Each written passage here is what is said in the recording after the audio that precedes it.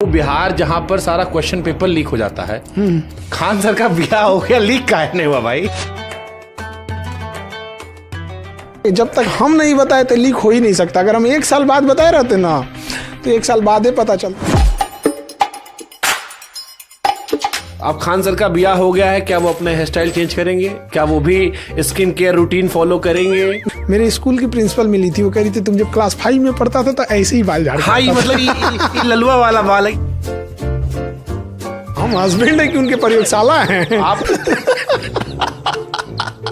Internet पे हम देख रहे थे, हमारी 16-17 भाभी दिख गई हमको। अरे बाप रे, ये तो पर जिसको केकरो पत्नी पकड़ के बनाते रहे खान सर की पत्नी है। लेकिन दुनिया में बड़ा चल रहा कि खान सर जो है घूंघट पहना दिए थे। नया ब्याह शादी रहेगा, आप ज्यादा थोड़ी ना खपड़िया पे चढ़ के कहेंगे कि ना हम जो बोल रहे हैं वही करिए। दुनिया में भगवान हर जगह नहीं रह सकता था ख्याल रखने के लिए, इसलिए उसने माँ बना दिया। और सबको सजा नहीं दे सकता था, इसलिए बीवी बना दिया। आप लोग जब पढ़े होगे तो टीचर लोग मारते बहुत थे। हम अभी मारते हैं। लोग यहाँ सब पिटाई होता है, लड़का लड़की सब पीटना चालू करते हैं, निर्जीव समझ के पीटते हैं। क्या रुपए लेते हो आप फीस पढ़ाने का? 3 महीना पढ़ेगा 200 रुपये में। 200 रुपये में 3 महीना पढ़ेगा। हमारा कहना है ना कमाएम ना कमाई देम। अभी मैं गया था एक कार्यक्रम में और बड़ी बातें चल रही थी कि 2047 तक हम देश को दुनिया का नंबर 1 देश ये सबसे बड़ा झूठ चीज है। लेकिन अगर गुमराह करना है तो हम देश बदलेंगे, मतलब देश में कोनो जैक लगा के उठा देंगे देश को। आप लोग के पास तो तक्षशिला था, नालंदा था, सब था। कब था? वहाँ ना बड़ा क्राइम नहीं है, लिचड़ई टाइप का है। चाट वाले से चाट खा लिए, कहा 30 रुपया हुआ, हमरा से पैसा मांगेगा, हमरा से तरतरा दिया उसको यहाँ पे। अब वो बेचारा देख रहा है, हम क्या कर पाएंगे। आपको योगी जी का स्टाइल अच्छा लगता है? हुंडा फसा ठीक किया हुंडई कियो मार दो, बाद में देखा जाएगा। बता देना जी गाड़ी पलटा था कि क्या पलटा था। इस देश में जेएनयू जैसी और यूनिवर्सिटी होनी चाहिए। एक जेएनयू है तो सरकार को तो इतना खटक रहा है, आप वैसा 5-6 गो और बनवाइए। आपके अंदर इतना ज्ञान, इतना इनोवेशन आप दे रहे हो, आप क्यों लोग आगे नहीं आते? संसद में क्यों नहीं जाते आप जैसे लोग? भारत की मीडिया कैसे देखते हैं? हम देखबे नहीं करते। तो हम तो कई ठोको तो 20 कन्या बोलते हैं। विश्व पुरुष से क्या दिक्कत नहीं आपको? हाँ, विश्व पुरुष है, चिल्लाता है उधर से, बहुत तगड़ा चिल्लाता है यहाँ पे। पाकिस्तान का आपने कहीं कह दिया कि इसका नक्शा जो है वो कुत्ता से मिलता है और लक्षण भी कुत्ता से मिलता है, और इसमें कुत्ते की बेइज्जती है। हमारा बस चले ना तो इन सबको पकड़ के दफना दे एक जगह बढ़िया से, और लोगों को कहें कि 20 साल बाद ये सब पेट्रोलियम बन के निकलेगा, सब बहुत तेज जलेगा सभी सब। कोई गर्लफ्रेंड वर्लफ्रेंड नहीं थी पहले वहाँ पे? अरे नहीं, वहाँ पे इतना दिन खराब हुआ है, रहती तो हम जिंदा रहते हैं। हम जो यूपी बिहार के लोग तो और हम क्यों इतने अंडर कॉन्फिडेंट होते हैं? सब जगह फिल्म इंडस्ट्री होती है, भोजपुरा में ऑर्केस्ट्रा इंडस्ट्री है, टाली पे चढ़ के नाचा है सब। आजो इन को 10 रुपया थमाइएगा तो पकड़ लेगा सब। ट्रेलर बार बार पा रहा है, क्या करना चाहिए उसे? हम लोग तो कई टाइम समझ में आते, डिप्रेशन होता कैसा है। अभी नया नया ब्याह हुआ है ना, कुछ दिन बाद बताइए। डरा रहे हैं हमको आप।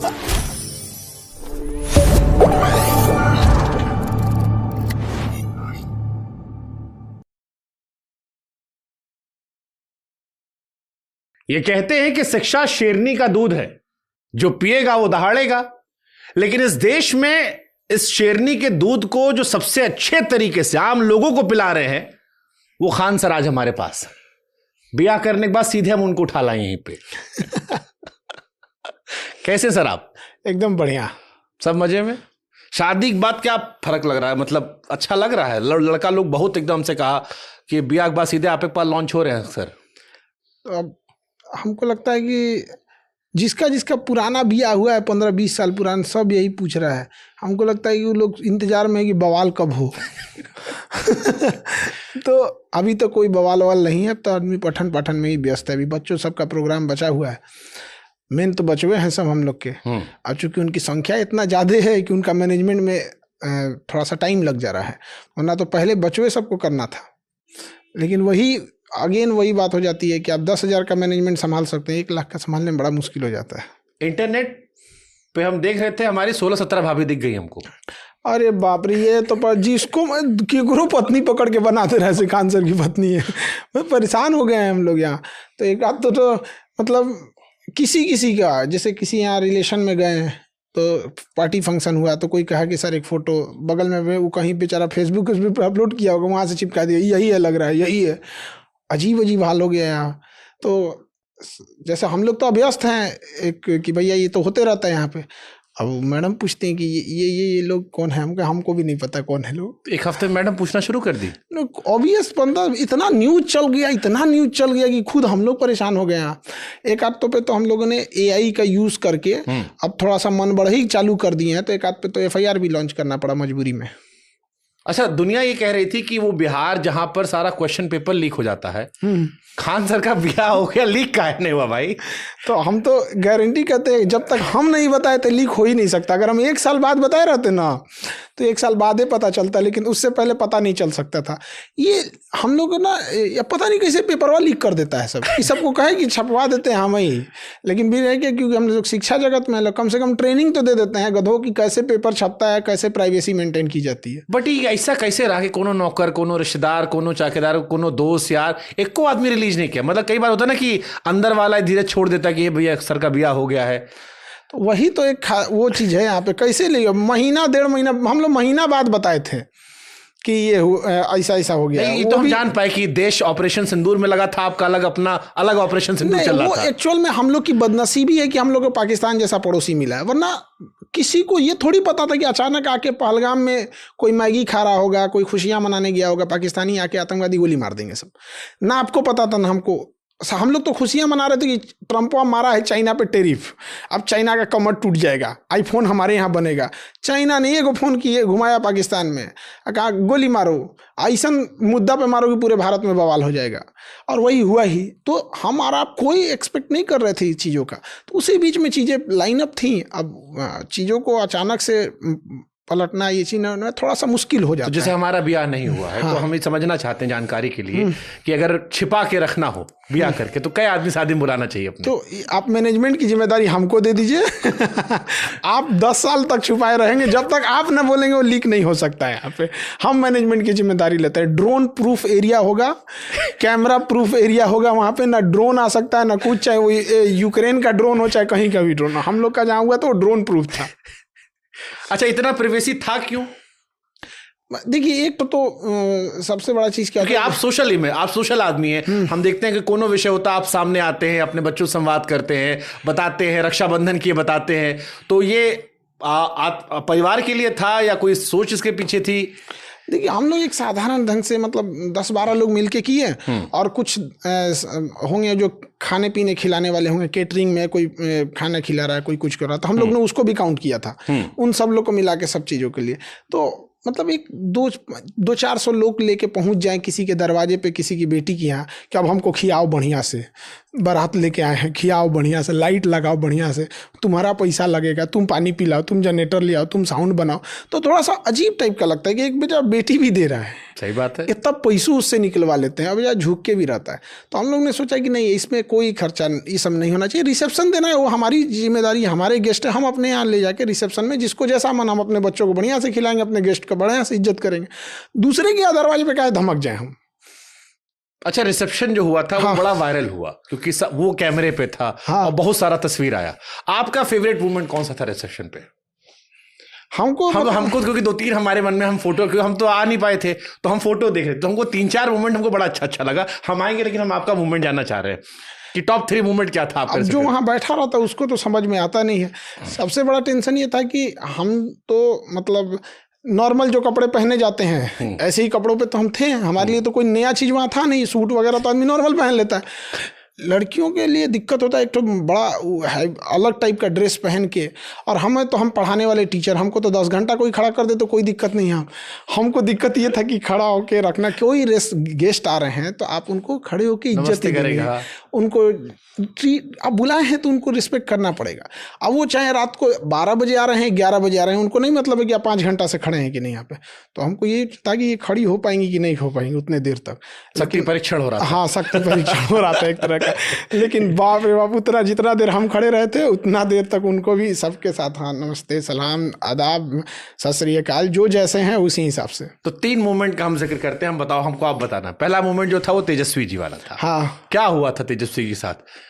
वो एक्चुअल में उनके यहाँ भी संतान जन्म लिए, तो उनके लिए भी बड़ा हेक्टिक था किसी के लिए यहाँ पे, और वो भी कोलकाता में थे। तो वो आपके हिडन शादी के हीरो थे। हाँ, मतलब उन्होंने भी ऐसे ही किए थे, तो हमने भी किए थे कि भाई आप भी ऐसे किए। एक्चुअल में क्या होता है कि बहुत कहीं हमको भी एक चीज लगता है कि किसी के लड़की के घर अगर हम लोग जा रहे हैं लोग, तो उसके आप कितना उस पर बर्डन डाल सकते हैं लोग, ठीक तो इसलिए चुपचाप हम लोग शादी कर दिया और वो बड़ा वायरल हो गया। हाँ, सबसे अच्छा मोमेंट हमको नीतू मैडम का लगा। नीतू मैडम आई, कहीं तुम सब जो ना देखो देखो ऐसे उठाई, ऐसे देखी ताकि फिर कहीं बढ़िया है, ये वो काफी चला। मैडम कहीं कि हम बड़ी दीदी वाला रोल निभा लिए। तो नीतू मैम ने जो किए वो हमारे गांव की परंपरा है। अब जैसे गांव में क्या होता है कि आप भी देखिएगा कि जो औरतें होती हैं, हमारे यहाँ भी होता है। हमको इसमें नया क्यों लग रहा, हमें नहीं सही, ये गांव का कल्चर है, हम लोग के बिहार का यही कल्चर है कि आप जब देखते हैं तो नेग के रूप में मुंह दिखाई देना होता है। हाँ, तो अब तो ये नीतू मैम ने वही किया, मुंह दिखाई के रूप में नेग में दी यहाँ पे। तो वो गांव से जुड़ी हुई हैं, अभी भी अपने गांव को नहीं भूली हैं, भले वो दिल्ली से हैं, लंबे समय से हैं। हम भी पटना शहर में आ गए, लेकिन हैं तो हम वो गांव के यहाँ पे, हम काहे बिहार की संस्कृति भूल जाएंगे। दूसरा, आप अगर गांव से जुड़े होंगे तो जो भसुर होते हैं लोग, मतलब जो हस्बैंड से बड़े होते हैं, उनको उनके सामने औरतें नहीं जाती हैं। आज भी जेठ बोलते हैं वहाँ पे, उनके यहाँ नहीं जाते हैं, या फिर अगर हैं भी तो थोड़ा सा मतलब पर्दा वो करते हैं। हम अभी भी है, सब अभी भी है गांव में। तो गांव की यही संस्कृति है। अब शहर वाले हम लोग को अलग संस्कृति है भाई, शहर वालों की अलग है, गांव वालों की अलग है। तो हम लोग तो गांव की परंपरा से हैं, तो एक उसके वजह से। दूसरा ये था कि उनका अपना डिसीजन था। हम बोले थे कि आप कितने देर तक खड़ी हो जाएंगी, तो उनका कहना है कि दुल्हन तब लगेंगे कैसे। तो मतलब वो तो लगता है ना, यहाँ पे कहीं हम डेली थोड़ी ना घूंघट करते हैं, या फिर ऑफिस में थोड़ी ना ये लगा के जाएंगे। अच्छा, हाँ, ये सवाल तो दुनिया में सबसे ज्यादा वायरल तो यही होता है। हमको लगता है इससे अभी खून पी लिए होंगे लड़के आपका। क्या चीज? सोशल मीडिया पर कि मैडम झुकाई। हालांकि हमको पता है, रीजन आप बताए थे हमको, लेकिन दुनिया में बड़ा चल रहा था कि वो जो घूंघट हल्का सा था वो, कि खान सर जो है घूंघट पहना दिए थे उस पे। घर में या उनके ऑफिस में थोड़े पहना रहे हैं, उनका अपना डिसीजन था उनका, वो कि हमारा हर लड़की का। अब ज्यादा आप नया ब्याह शादी रहेगा, अब ज्यादा थोड़ी ना खोपड़िया पे चढ़ के कहेंगे कि ना हम जो बोल रहे हैं वही करिए।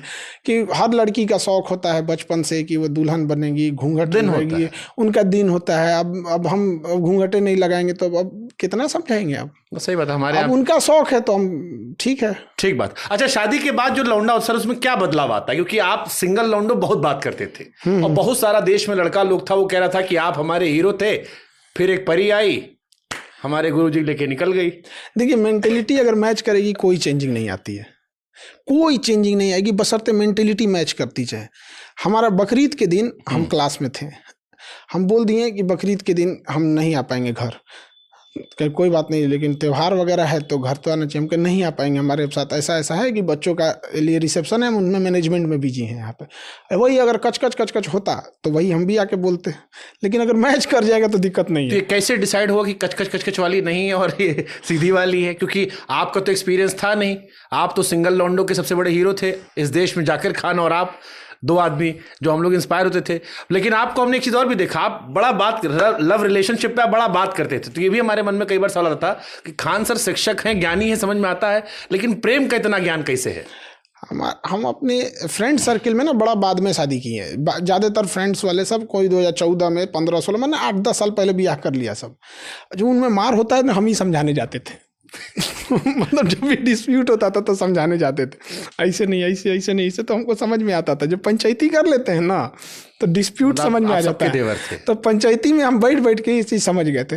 हालांकि ये सब हम लोग के तो मम्मी का ही काम था। गांव में तो अक्सर माँ ही देखती हैं, और लोग अपना देख सुन के अपना। बट फिर भी जैसे आपको देख के हम जैसे लॉन्डे जो इंस्पायर हो गए कि हम भी ब्याह करेंगे आने वाले समय में, आप भी इंस्पायर हो गए तो उसमें क्या ध्यान रखें? क्योंकि अब तो आप एक्सपीरियंस आदमी हैं, ज्ञान तो आपसे लेते ही रहते हैं हम लोग, लेकिन जिंदगी के ज्ञान में बहुत जरूरी होता है। तो क्या दिखना चाहिए अगर आप शादी ब्याह करने जा रहे हैं? देखिए, सबसे बड़ा चीज होता है मेंटेलिटी मैच होना चाहिए। अगर अरे महाराज, कैसे पता कर ले मेंटेलिटी? अब देखिए, मैं आजकल तो लड़के डरे हुए हैं। अभी वो जो खबर आई थी मेघालय वाली, हाँ, पहाड़ पे ढकेल दी, पहाड़ पे लेके मरवा दी जाके, तो बड़ा खतरनाक स्थिति हो गया। उधर एक मेरठ में आई थी, वो ड्रम में पैक करवा दी, उसका तो लड़का बच्चा भी हो गया था। इधर तो हनीमून पे गए थे बेचारे, मम्मी लड़के गया था हनीमून पे वो। तो ये सब देख के डर लग जाता हम लोग को। तो कैसे मेंटेलिटी मैच करे कि हमारी वाली जो है वो सोनम ना निकल जाए या मुस्कान रस्तोगी ना निकले? ये तो बड़ा खतरनाक चीज है। आप अभी माता जी पे छोड़ दीजिएगा, माँ लोग बेहतर ढंग से परख लेती हैं। माँ बात करने में ये वो, क्योंकि ना वो लोग, अब आप जाएंगे देखने तो हो सकता है कि आपको इमोशन में चले जाएं, लेकिन माँ लोग थोड़ा सा अच्छे से परख, सुंदरता देख के भाई जाए। हाँ, आप लोग जाएंगे ना, सुंदरता देख के आप लोग साइड हो जाएंगे। माँ लोग थोड़ा इस मामले में ठीक होती है। अच्छा, माँ और बीवी में कैसे संतुलन बनाते हैं? क्योंकि हम लोग जो अपने गांव देहात में देखे हैं, मेंटेलिटी अगर अच्छे ढंग से होगी तो कोई संतुलन बनाने की जरूरत नहीं है। परिवार के हिस्सा है, आपका सुख दुख उनका सुख दुख है, यहाँ पे तो दिक्कत नहीं होगा। और मेंटेलिटी मैच नहीं होगी ना तो संतुलन बनाते में जिंदगी का संतुलन खराब हो जाएगा। कभी फैमिली से संतुलन बनाओ, माँ से संतुलन बनाओ, वाइफ से, मेंटेलिटी मैच हो गया टेंशन नहीं। माँ की भूमिका कितनी बड़ी, क्योंकि माँ को लेकर मैंने आपको बहुत कहते हुए सुना, और एक आपका बड़ा फेमस कोट मुझे अच्छा लगता है जिसमें आपने कहा था कि पिता पढ़ा लिखा हो तो ऐसा हो सकता है बेटे अनपढ़ हो जाए, लेकिन अगर माँ पढ़ी लिखी है तो कभी औलाद जो है वो अनपढ़ नहीं होगी।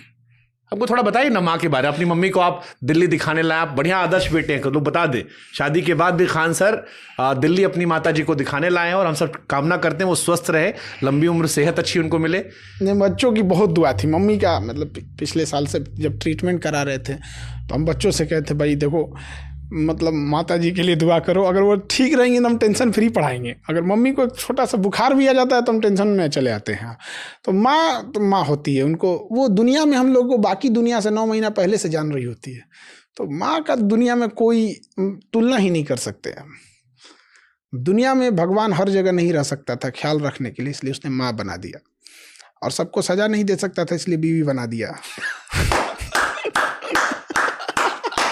बस अगले दिन खाना खत्म।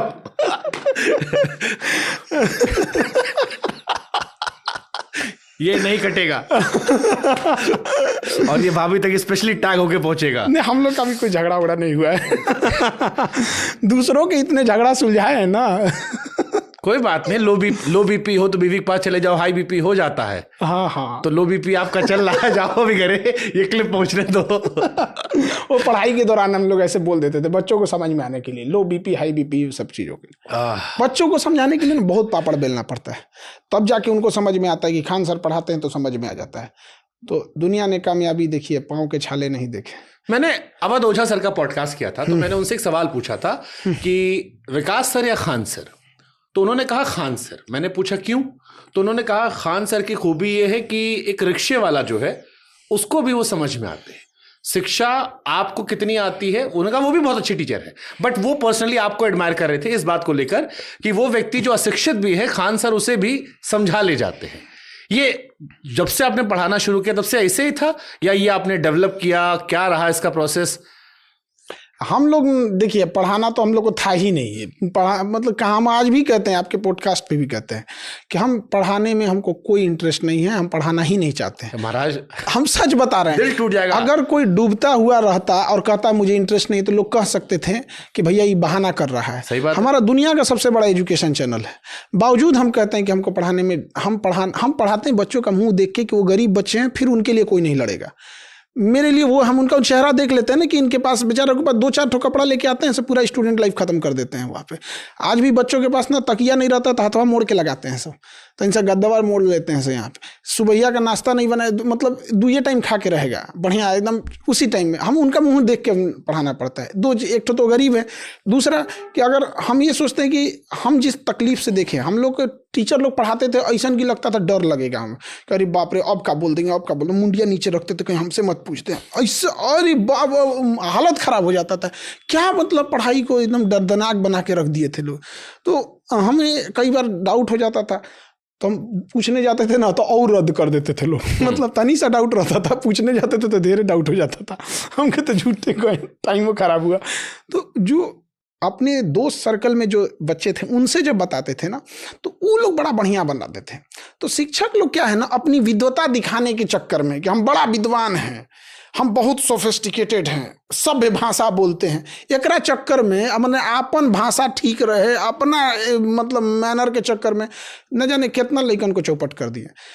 जब हमारा आर्मी में रिजेक्ट हुए हम एनडीए में, तो हम कहें क्या करेंगे, तो जब यहाँ है तो हम कहें कि ना ये नहीं होगा। लोग हमें भले कहें कि इनकी भाषा गंवारों वाली है, इनकी भाषा गाँव की है, ये कुछ, ये लोग भले कहेंगे जो जर रहे हैं, लेकिन जो पढ़ रहा है वो कहेगा ना भाई, इस सीधे धाए तो खोपड़िए में बुझा जाता है, हमको एकदम सीधे डायरेक्टे समझ में आता है कि कहना क्या चाह रहे हैं। तो मेरा बस यही उद्देश्य रहता है। अब हम कई बार देखते हैं, हम बच्चों को ये नहीं कहते हैं कि अपना लेवल उठाओ, क्योंकि बच्चों की संख्या करोड़ों में है, उतना लेवल उठाने की क्या जरूरत है। हम खुद से कहते हैं अपना लेवल डाउन करो, साथ ले चलते हैं इनको। यहाँ पे कैसे छूट जाएंगे? यहाँ पर अंतिम बेंच का बच्चा नहीं कह सकता सर हमको समझ में नहीं आया। नहीं, ये बात ठीक है, क्योंकि मुझे याद है जब मैं आपका पहली बार मैं इजराइल पैलेस्टीन पे आपने एक वीडियो बनाया था, और मुझे बड़ा कॉम्प्लिकेटेड इशू लगता था वो कि यार बड़ा है, और मैं आधा घंटा सुना आपको, मेरे को ऐसे रट गया, मैंने कहा यार कोई बुलाओ मैं समझा दूंगा, नक्शा बता दूं कहाँ कहाँ है। तो मुझको ये एहसास हुआ कि अगर इतनी आसानी समझ में आ रहा है तो फिर दम है।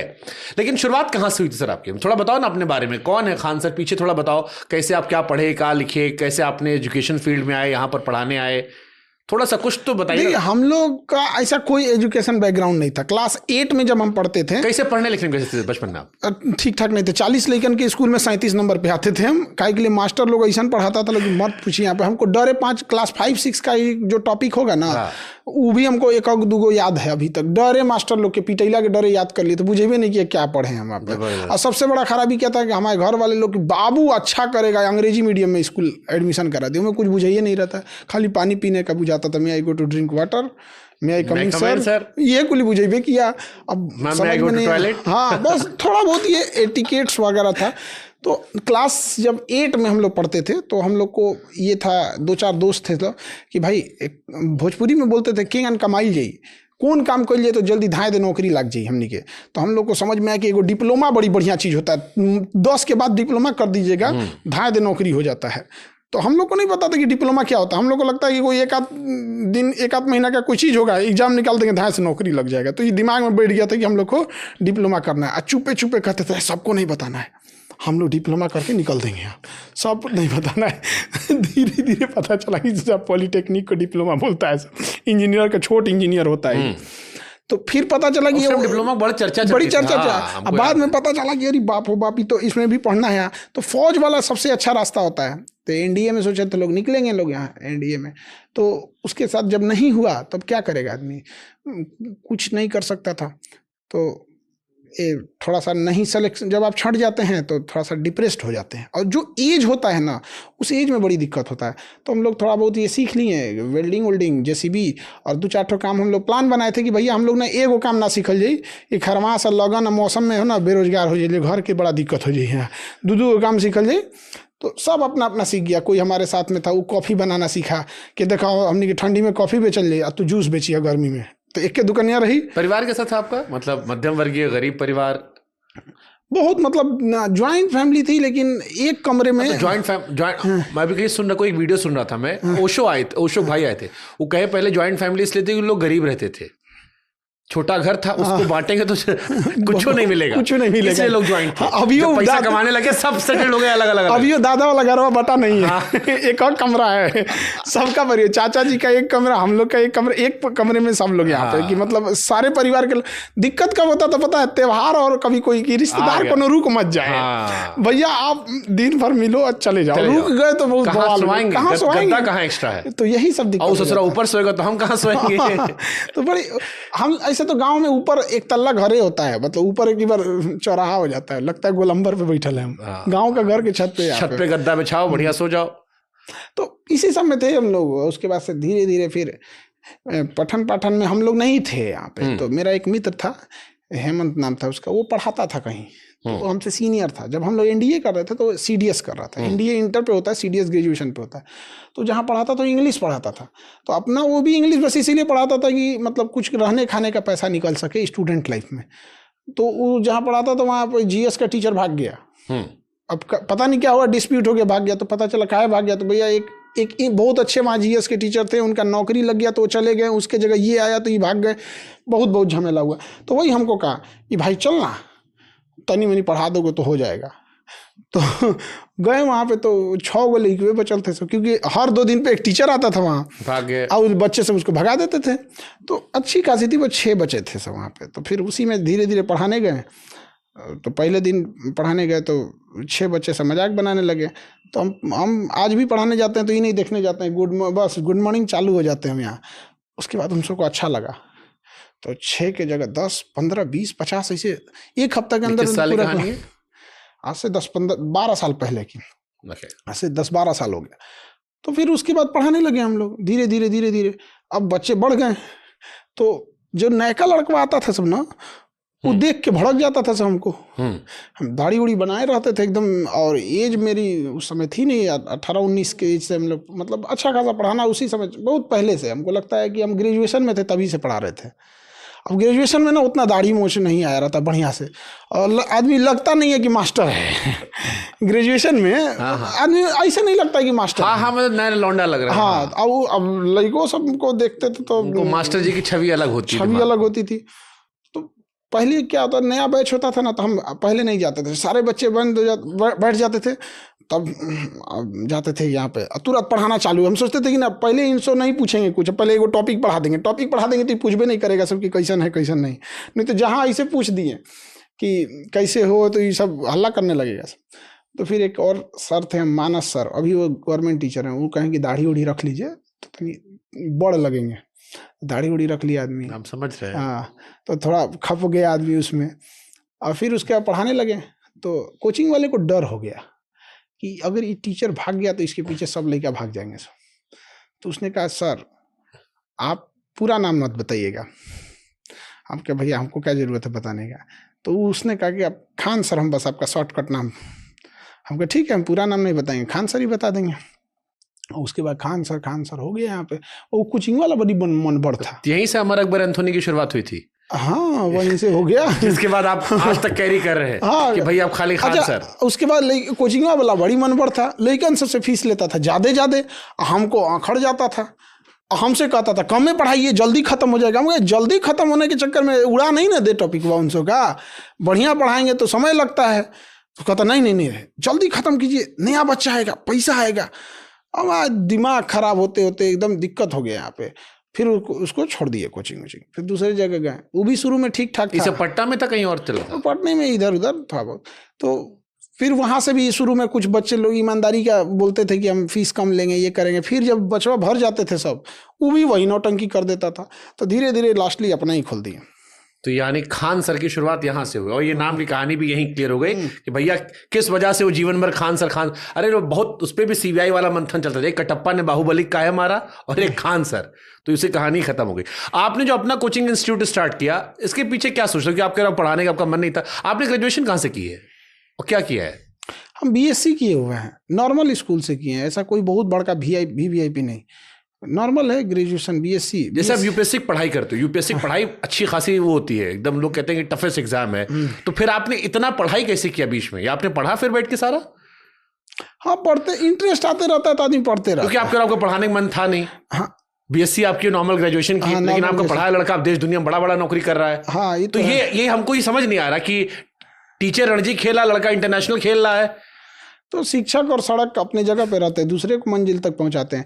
ग्रेजुएशन करने के बाद हमको लगा बीएससी में बहुत, पहले हम लोग को ना साइंस वाले ना अलग घमंड में रहते हैं। हाँ, पता, हम साइंस वाले हम साइंस वाले हैं। तो हम लोग कॉलेज में ना घमंड में रहते थे। हम लोग को लगता था साइंस ग्रेजुएशन खत्म होते नौकरी अपने पास आएगी। कुछ पूछ भी नहीं किया ग्रेजुएशन के बाद। तो हम कहे अब एमए करेंगे। तो बीएससी के बाद फिर एमए किए। बढ़िया। पहले लोग करते ही थे, बीएससी करे, एमएससी करे, एमए कर ले। हाँ, वही उसका उसी में पठन चलते गया, इधर पढ़ाने लगे। अब इसी में पढ़ाते पढ़ाते आदमी इतना लग गया यहाँ पे, फिर हम पढ़ाने लगे। उसके बाद से फिर हम लड़ाई लड़े बच्चों के लिए कि भैया पूरी इंडिया में फीस कम होनी चाहिए। फिर धीरे धीरे वहाँ पे पटना में भी सबसे बड़ी कोचिंग होती। कोरोना से पहले भी उतना बड़ा कोचिंग कहीं नहीं था। बट ये था कि हम टेक्निकल फ्रेंडली नहीं हैं। हम आज भी फेसबुक नहीं चलाते हैं, इंस्टाग्राम तो हमरा पतो ना है। वो हमारे नाम पे भले चल रहा होगा कोनो, हमको नहीं आता। कुछ नहीं, सब खाली अंग्रेजी का अल्फाबेट है, XYZ बस। वो सब हमको कुछ नहीं आता है। व्हाट्सएप पे लिख के ढकेल दो, चल गया। सबसे सिंपल लगता है, जो चीज लिखना है ढकेल दो, चाहे कुछ दाब के बोल दो, चल गया वहाँ पे। यूट्यूब वगैरह में क्या है कि मैं कैमरा ऑन किया, जय हिंद, पढ़ाना हुआ, चल दिए, पढ़ा के। तो टेक्निकल फ्रेंडली नहीं थे, तो इसलिए नहीं था। लॉकडाउन लगा तो फिर मजबूरी में क्लास पढ़ाना पड़ा, ऑनलाइन पढ़ाना पड़ा। और ऑनलाइन में तो लिमिटेड नहीं है, देखते पता नहीं क्यों लोगों को अच्छा लगने लगा, बच्चा बूढ़ा सब पढ़ने लगा। तो ये आपको कब रियलाइज हुआ कि खान सर जो है वो ट्रेंड का विषय बन गए? अब कोविड में ही धीरे धीरे जब चीजें होती है ना तो पता नहीं चलता है। बट फिर भी होता नहीं, जैसे मैं यूपी में बैठा हूँ, मेरी मम्मी यूपी में बैठी है। अब मेरी मम्मी बिहार कभी नहीं गई, लेकिन वो खान सर का सब सुनी है। मतलब शादी ब्याह से लेकर जितना लड़का बच्चा, वो आज हमको बता रही थी कि खान सर कहे कि बच्चा लोग को हम पार्टी देंगे, लड़की लोग को अलग, लड़का लोग को अलग। फिर लड़का लोग पूछे, वो हमको बता रही थी, लड़का लोग पूछे मैडम आएंगी, वो कहे नहीं वो अपना ऑफिस पढ़ाने आती है। तो कोई बच्चा लोग कहा कि 5 बजे बाद बुलाइएगा तब। हाँ। आपके बाप रे इतना रिसर्च हमको करना है, इन्फॉर्मेशन इनको पता है। तो ये इंटरनेट कैसे, मतलब कब आपको लगा कि यार इंटरनेट ने मेरे क्रांति कर दी? एक होता है ना कि रियलाइज होता है कि आप लोग ज्यादा पहचान रहे हैं, यूपी में भी जाने लगे, देश में जाने लगे, कब आपको एहसास होना कि ये कुछ मैजिकल हो चुका है अब? हाँ 2-4 साल, जैसे 2022-23 के बाद, क्योंकि ना जब आदमी बाहर निकलने लगा धीरे धीरे पहचानने लगे लोग, तो समझ में आता है। और शिक्षक को ना पहले से हम लोग को ना भीड़ का आदत है, डेली 50-60 हज़ार आदमी को पढ़ाते पढ़ाते ना जी मतलब लग जाता है कि हाँ ये तो पढ़ने आते ही हैं। तो धीरे धीरे ऐसा कोई खास रियलाइज नहीं, मतलब लेकिन हाँ ये है कि जब से ऑनलाइन चीज़ें जो होती हैं उसका एरिया बहुत बड़ा होता है। तो कश्मीर से कन्याकुमारी तक कोई लिमिट ही नहीं है। कोयम्बटूर में गए थे, वहाँ पे इनके सदगुरु जी के आश्रम में, वो 2-4 ठो पहचान गए। हम कह रहे भैया यहाँ हम तो शांति से आए हैं, यहाँ चुपचाप। वो बड़ा विशाल वहाँ शिव जी की प्रतिमा है, वहाँ बैठ के हम भी आराम से बैठल थे। यहाँ 2-4 ठो पहचान के, वहाँ अंदर मोबाइल अलाउड नहीं है। बड़ा हम शांति से थे, हमको बड़ा अच्छा जगह लगा। किसी के पास मोबाइल नहीं है। अच्छा, ये मोबाइल कितना बड़ा बीमारी है? आजकल के यंग बच्चे मोबाइले में परेशान हो गया सब पूरा। इसका जितना यूज नहीं कर रहा है उससे ज्यादा उसका मिसयूज कर रहा है, अपना टाइम एंटरटेनमेंट में खत्म कर रहा है। बड़ा बूढ़ा भी सर, सब लोग, सब लत लग गई है इस चीजों की। वो आपका एल्गोरिथम सेट है, आपको क्या अच्छा लग रहा है क्या नहीं, उसी हिसाब से वो काम कर रहा है। हमारे पिताजी हमको जो हमारा 1 पॉइंट बढ़ता है घटता है, हमको भेज देते हैं, आज तुम्हारा 11.8 हुआ, 9 हुआ, 10 हुआ। हमने कहा महाराज क्या चल रहा है? बचपन में बच्चों टोकते थे कि मोबाइल मत चलाओ। हमको लगता है जितने बड़े बूढ़े हैं उनको लौटे टोकते। ये ब्लेसिंग है या ये खराब आदत हो गई कि हम लोग? खराब आदत हो गई बच्चों के अंदर। यहाँ पे मतलब 4 बजे तक तो उसको मैसेज आ जाता है, you have used 90% of your daily limit data. क्या पढ़ेगा? तो कोचिंग सेंटर में अलाउड है मोबाइल आपके? उसको फुर्सत कहाँ मिलेगा कोचिंग सेंटर में? टीचर सामने आ गया, वो पढ़ा रहे हैं। अब अगर ऑफलाइन बैठा हुआ है तो वो तो चला कैसे पाएगा? वो तो ऐसे ही पकड़ा जाएगा, क्योंकि सबका मुँह सामने रहेगा, उसका नीचे रहेगा, आदमी थूर देगा उसको, वो पकड़ा ना जाएगा उसमें। भीड़ में पकड़ना बड़ा इजी होता है, खास करके क्लासरूम में सबका मुंडी एक जैसा रहेगा, कोई गड़बड़ किया तो जरूर हिल डुल करेगा, ऑटोमेटिक पकड़ा जाएगा। अच्छा, जैसे आप लोग जब पढ़े होगे तो टीचर लोग मारते बहुत थे। हम अभी मारते हैं। आप मारते हो? हाँ, पूरा बिना मारे छोड़ ही नहीं सकते। इंसान जो होता है जब तक पीटे, मार से भूत भाग जाता है। अरे तो जो दिल्ली बम्बई के स्कूल है, यहाँ ह्यूमन राइट वायलेशन और फलाना ढिमकाना अब तो चलता है, पेरेंट्स को भी अलाउड नहीं है। आजकल तो बड़ा चलता है। हम लोग जब पढ़े हैं तो हम लोग कूटे गए हैं, कबो पीछे मारते थे, कबो पीठ पर सर झुका के धपा धप मारते थे, ये सब चलता था। अब नई पीढ़ी बड़ी सॉफ्ट हो गई। यहाँ सब पिटाई होता है, लड़का लड़की सब, कोई जब पीटना चालू करते हैं निर्जीव समझ के पीटते हैं। कोई दिक्कत नहीं, एक आदमी मुकदमा लड़ लेगा आदमी, ठीक है वो, लेकिन बच्चों का भविष्य बनाने के लिए पीटना पड़ेगा तो पीटेंगे। तो पिटाई जरूरी है, बहुत जरूरी है। यहाँ पे क्या जरूरी? भारत का कितना बड़का क्रिमिनल है उसको भेजिए सऊदी अरब, सीधा हो जाता है। सही बात है, क्या है, मार के उनका व्यवस्था कर देगा। हाँ, तो पिटाई कितना जरूरी है सर? बहुत जरूरी है। नहीं पीटिएगा तो अच्छा, एक बात बताइए, इनाम क्यों जरूरी है? प्रोत्साहन देने के लिए। तो सजा भी जरूरी है, मन बढ़ई को रोकने के लिए। यहाँ पे फिर इनामों बंद कर दीजिए, ऐसा नहीं होता है। हम देखें ना, एक से एक उदंड बच्चा आता है सब। हाँ, एक से एक उदंड, बिना पीटे संभल में नहीं करता है सब। आखिरी बार कब कूटे थे और कैसे कूटे थे, वो थोड़ा बताओ ना। कौन वाला मार? जैसे एक तो होता था हमारे टाइम में कि यहाँ पेंसिल लग के दबा देना, एक होता था मुंडी पकड़ के झुका के कूट देना, एक पीछे मारना ताकि लाल रहे, दिखाई ना पड़े। फ्राइडे के दिन पीटे थे। कैसे, कौन से वाला पिटाई? होता है सब वहाँ पे। पढ़ाने के टाइम पे अब बदमाशी करेगा, जो टॉपिक पूछेंगे नहीं बताएगा तो थूरेंगे उसको। इतना मेहनत से पढ़ाए का है, या तो बिजनेस करने में चले जाओ, समय क्यों बर्बाद कर रहे हो? सही बात है भाई। तो थूर देते हैं आदमी। उस सब डिसिप्लिन, डर बनाने के लिए जरूरी है। आप बताइए, एक आदमी डेली 30-40 हज़ार बच्चे आए, 50 हज़ार बच्चे आए, आप नहीं पीटिएगा तो मन बढ़ जाएगा उनसे। उनको पता होता है कि डिसिप्लिन में रहना बहुत जरूरी है। सही बात। अच्छा, आपकी कोचिंग को लेकर एक बड़ी चर्चा चलती है। जब मैं गया, क्योंकि मैं यहाँ पे कोचिंग सेंटर आया था और बड़े सारे बच्चे मिले, और आप भी कह रहे हैं गरीबों का पढ़ाते हैं। क्या रुपए लेते हो आप फीस पढ़ाने का? बहुत सस्ता होता है। हमारे यहाँ 1.5 साल पढ़ लेता है 6,000 में। अब महीना का जोड़ लीजिए उसको। हाँ, कितना रुपया आएगा? मतलब बहुत। महीना का एक ऐसा बैच है, जैसे मैप पढ़ेगा, 3 महीना पढ़ेगा 200 रुपये में। 200 रुपये में 3 महीना पढ़ेगा। कहीं बैठो, आगे बैठो, पीछे बैठो, कहीं बैठ जाओ, यहाँ पे 200 रुपये में 3 महीना पूरा मैप पढ़ के चल जाता है। एक अब किसी को एक बच्चा आया था वहाँ पे, अभी PCS का एग्जाम होता है, उसमें 4,500 रुपये दे के SDM बन गया। कह रहा है कि सर हम तो इतना सस्ता में हो गया, कोई बात नहीं। अभी एक बच्चे का रिजल्ट आया JEE में, अब उसको IIT कॉलेज मिल गया, बड़ा खुश है। कह रहा है कि सर जानते हैं जब पटना आए थे ना, तो जितना वो कोचिंग वाला, अन्य कोचिंग वाला GST मांग रहा था ना उतना तो आपका पूरा फीस था। और आज देखिए JEE निकाल लिया, JEE मेन एडवांस दोनों। तो ये इसके मतलब इसका कॉन्सेप्ट क्या, गरीब दे के करना है या सबका यही फीस है? सबका यही फीस है। हम फीस नहीं, गुरु दक्षिणा होना चाहिए। अब हमारा पूरा ज़्यादातर कुछ टीचर लोग भी हमको इस वजह से नाराज़गी रहती है उनकी भी। अब वो खुल के नहीं बोल सकते हैं कि हमसे मेन नाराज़गी किस वजह से है, यही फीस के वजह से, लेकिन दबो पाँव में उनको भी ये नाराज़गी रहती है कि यही ख़राब किए हुए हैं सब कुछ। नहीं तो आज हम लोग बहुत पैसा कमाए रहते हैं। हमारा कहना है ना कमाएम ना कमाए देम। साल में क्या लड़के पढ़ते हैं आपके यहाँ से, एक साल में अगर अनुमानन बताना हो? नहीं बता पाएंगे हम, बहुत ज़्यादा। 15 मिलियन एप्लीकेशन पे हैं जो मतलब क्या वेटिंग में चलता है आपका? ऑनलाइन जो पढ़ाई अच्छा, 15 मिलियन। ओके। तो उसके एप्लीकेशन पे 15 मिलियन है। उसपे एक बच्चा कई 2 बैच लिया होता है। कई जैसे कोई यूपी PCS भी पढ़ रहा है, UPSC भी पढ़ रहा है, ऐसे भी होते हैं सब बहुत सारे बच्चे। और ये ऑफलाइन में, क्योंकि 4-5 साल लगा तो हम भी देखे थे जब, तो आप गए किए थे। वो एक टाइम पे 5,000 बच्चा रहता है सर, सुबह 7 बजे से लेकर रात 9 बजे तक। अब जोड़ लीजिए, कभी भी क्लास खाली नहीं हो सकता है। एट ए टाइम हर घंटे 5,000 बच्चे हैं। अगर 10 घंटे भी क्लास चला, मिनिमम 10 घंटा क्लास चलता है, मतलब एवरेज 12 घंटा क्लास चलता है, लेकिन हम मिनिमम मानते 10 घंटा भी क्लास चला तो 5 में 10,000, 5,000 एक घंटे में आते हैं, मतलब 50,000।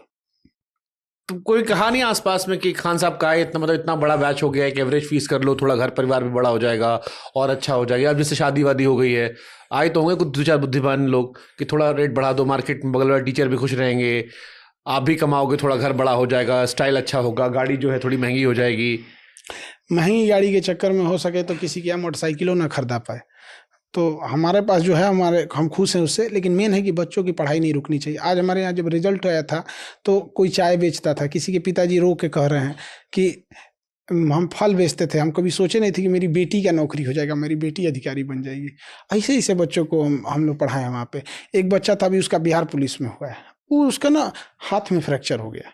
हम कह रहे गधा कहीं का, जब तुमको पता है कि मेडिकल होने वाला है, तुम्हारा दौड़ है, तो तुम फ्रैक्चर कैसे कर लिया? तो साइड में ले गया, कह रहा है कि सर जानते हैं हम लोग बढ़ जात के हैं। तो हम कहे इससे क्या मतलब है? कहा सर छोट मोट काम हम लोग करेंगे ना तो गाँव वाला और सुनाएगा हम लोग को कि देखो हाई जात के होकर हाई काम करता ना।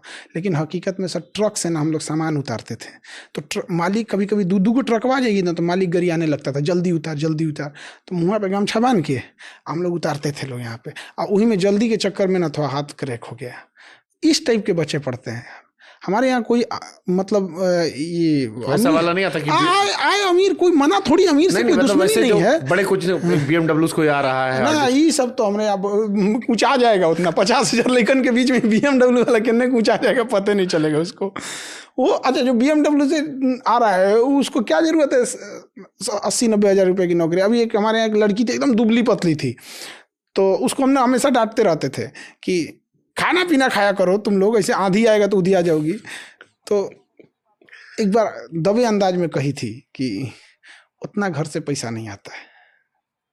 मतलब बच्चों में ये एक उस लड़की की हम बता रहे हैं, ऐसे लाखों बच्चे हैं जिनके पास सोचना पड़ता है कि एक के टाइम का खा लेते हैं।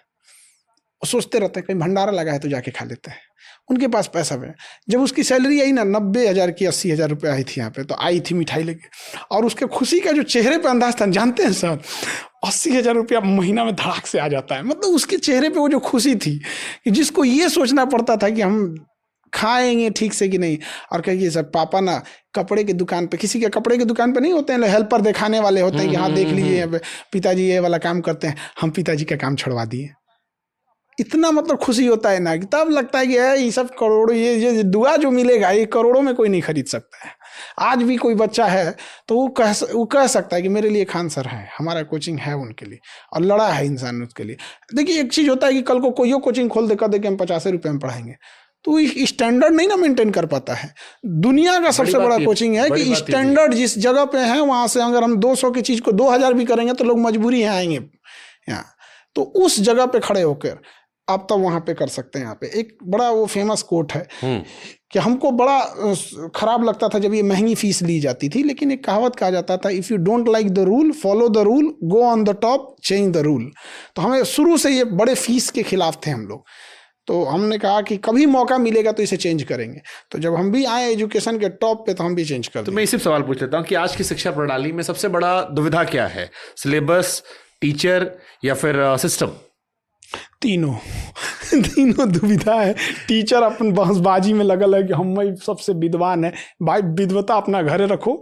हमारे जैसे लाखों टीचर पढ़े होंगे लोग इंडिया में, भारत में शिक्षकों की कोई कमी नहीं है।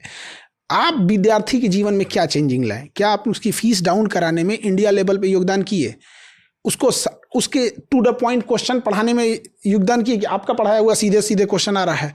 एक बच्चे को क्या चाहिए, हम कम फीस में पढ़ाएं, आराम से समझा दिए, कितनों गधा है समझ गया, और जो पढ़ाए धाए दे क्वेश्चन आ गया।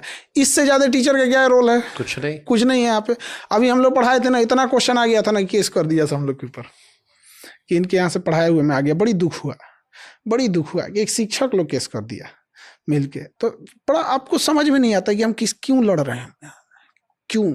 और जब ये सुप्रीम कोर्ट तक आ गया मैटर, तो कई बार अजीब सा लगता था, क्योंकि इंडिया में लोग बड़ा जल्दी जज कर लेते हैं कि कल को सुप्रीम कोर्ट बुला के पूछे कि काहे ऐसा पढ़ाए थे कि आ गया।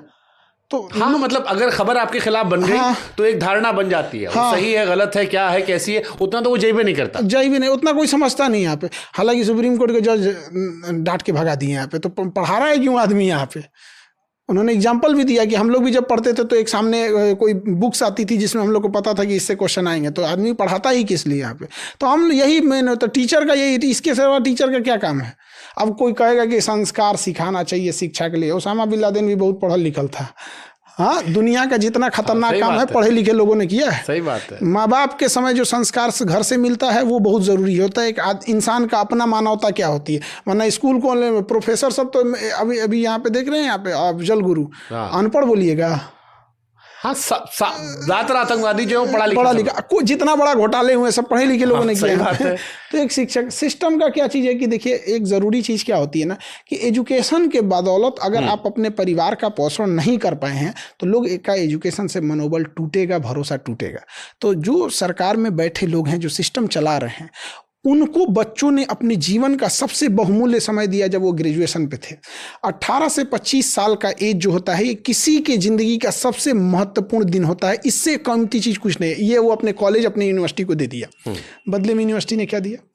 आपने तो उससे ज़िंदगी का सब कुछ छीना।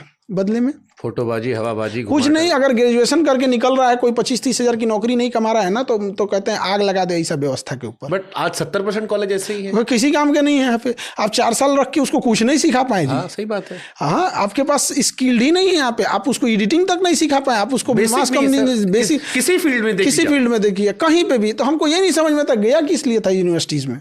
सही बात है। इस देश में सारे अब तो बड़े बड़े संस्थानों में हालत हो गई कि निकल के बच्चे कुछ नहीं कर रहे। देखिए, सबसे बड़ा चीज़ क्या है ना, बेवकूफ़ बनाने के लिए ऐसा बेवकूफ़ बनाओ ना कि बेचारा सामने वाला समझ में ना आए कि शिक्षा ग्रहण करो, ये करो, क्योंकि इसका कोई नाप नहीं होता, मानक नहीं होता है यहाँ पे। सबसे अच्छी चीज़ होती है कि भैया आपने उसे ग्रेजुएशन कराया 4 साल, अब तो ग्रेजुएशन 4 साल का हो गया।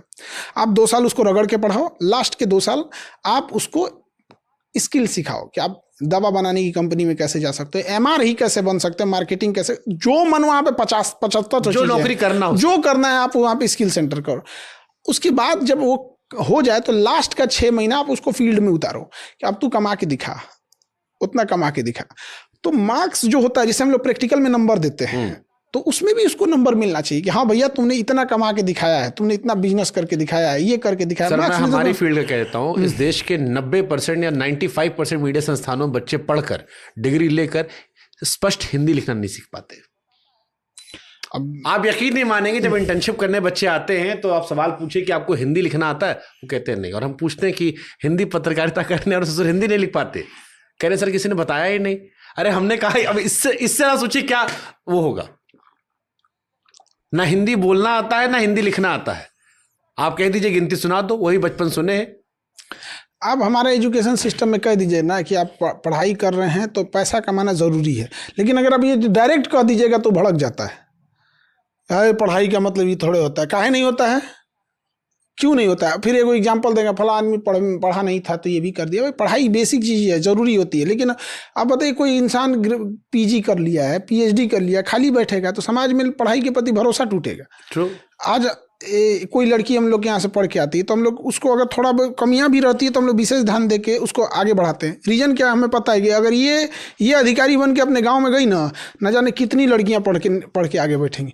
लेकिन अगर वही है कि अगर वो खाली हाथ लौटी ना तो उसके ऊपर 20 ठो लोग उंगलियां उठाएंगे कि पढ़ती थोड़ी थी, ये थोड़ी थी, वही थी। हाँ, दिल्ली गई होंगी, पटना गई होंगी, ये कर रही होंगी। उंगलियां उठाने के लिए बहुत लोग हैं इस चीज के लिए। अच्छा, इस देश में सर ये मानते हो आप कि सरकारी स्कूल अगर प्राइवेट स्कूल के आसपास आ जाए तो हमारे देश की ग्रोथ और तेज हो सकती है? क्योंकि अभी मैं गया था एक कार्यक्रम में और बड़ी बातें चल रही थी कि 2047 तक हम देश को दुनिया का नंबर 1 देश बना देंगे। सबसे बड़ा झूठ चीज है, ये सबसे बड़ा झूठ है। देखिए ये बेवकूफ़ बनाने का तरीका है। 2047 तक आधी पीढ़ी मर चुकी होगी, आपकी बातों को भूल चुके होंगे। 2025 में क्या चेंजिंग लाइएगा आप ये बताइए। अगर 2047 तक आप देश को बदल सकते हैं तो उसके हिसाब से 2025 का आपने गोल सेट किया होगा, किए होंगे। आप 25 में क्या चेंजिंग लाइएगा? 47 तक ना आप रहेंगे, इतना ये राजतंत्र नहीं है। ये सबसे बड़ा बेवकूफ़ बनाने का तरीका है। जब आप 2015 में रहेंगे तो कहिएगा 2022 में किसानों की इनकम दोगुनी कर देंगे। हो गया दोगुना? आत्महत्या रेट भले बढ़ा होगा, नहीं हुआ ना। ये सबसे बड़ा बेवकूफ़ी है ये चीज़ है। आज हमको क्या करना ये नहीं दिख रहा है। आज करप्शन है ये नहीं दिख रहा है। बाबर के समय का करप्शन दिख रहा है।